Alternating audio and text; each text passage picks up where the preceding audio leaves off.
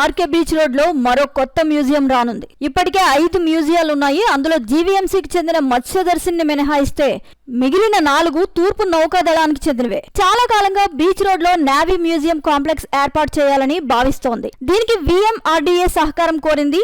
ఎలా ఉండాలనే దానిపై 5 ఏళ్ల క్రితమే చర్చలు జరిగాయి. అయితే అన్నింటినీ తీసుకువచ్చి ఆర్కే బీచ్ లో పెడితే ట్రాఫిక్ సమస్య పెరిగిపోతుందని, పార్కింగ్ సదుపాయాలు లేవని స్థానిక రెసిడెన్స్ వెల్ఫేర్ అసోసియేషన్ అభ్యంతరాలు వ్యక్తం చేయడంతో కాంప్లెక్స్ నిర్మాణం ప్రతిపాదన ఆగిపోయింది. తూర్పు నౌకాదళం మరో ప్రతిపాదనతో ముందుకొచ్చింది. నేవీలో 17 ఏళ్లు సుదీర్ఘ సేవలు అందించి ఈ ఏడాది జూన్ 28వ తేదీన INS డేగాలో డీకమిషనింగ్ జరిగిన UH-3H హెలికాప్టర్ని ఇస్తామని, దానిని కూడా మ్యూజియంగా మలచాలని కలెక్టర్ ద్వారా VMRDAను కోరింది. అందుకు తగిన ఏర్పాట్లు మొదలయ్యాయి. తాజాగా VMRDA ముఖద్వారం నిర్మాణానికి టెండర్లు పిలిచింది. ఇది కూడా పూర్తయితే బీచ్ కు అదనపు ఆకర్షణ అవుతుంది.